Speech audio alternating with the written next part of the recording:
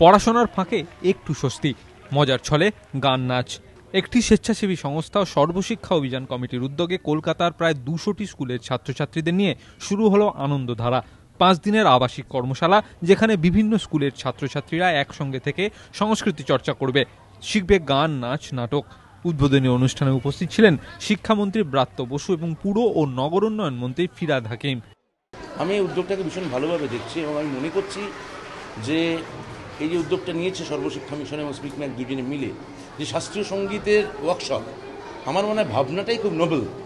এবং সেটা এতগুলো 200টা স্কুলের কলকাতা জেলার 200টা ছেলে ছাত্রছাত্রীদের মধ্যে ছড়িয়ে দেওয়া, যেটা উদ্যোগের ক্ষেত্রে মাননীয় মন্ত্রী ববি হাকিমের তারা পুরো পরিকাঠামোগত সাহায্য দিয়েছে। তো আমরা এটা চাইছি যে পরবর্তী ক্ষেত্রে অন্যান্য জেলাতেও এটা আমরা করব, এবং শুধু শাস্ত্রীয় সঙ্গীত না, থিয়েটার বা অন্যান্য পেইন্টিং, অন্যান্য যা শিল্প মাধ্যম আছে সব কিছু নিয়েই করব। শুধু একঘেয়ে স্কুল, একঘেয়ে পড়াশোনার থেকে বাইরে এসে বাচ্চারা একটা অন্য অনুভূতি পাবে। এটা খুবই আমরা আনন্দ পাচ্ছি যে এইরকম একটা অনুষ্ঠান আমাদের এলাকায় হয়েছে এবং এটাকে আমি স্বাগত জানাই। 5 দিনের কর্মশালায় বিভিন্ন দিনে অতিথি হিসাবে থাকবেন অজয় চক্রবর্তী, গিরিজা দেবী, হরিপ্রসাদ চৌরাশিয়া, রুদ্রপ্রসাদ সেনগুপ্তর মতো ব্যক্তিত্বরা। কলকাতার পর এই ধরনের কর্মশালা অন্যান্য জেলাতেও আয়োজন করা হতে পারে। অরিত্রিক ভট্টাচার্য, এবিপি আনন্দ, কলকাতা।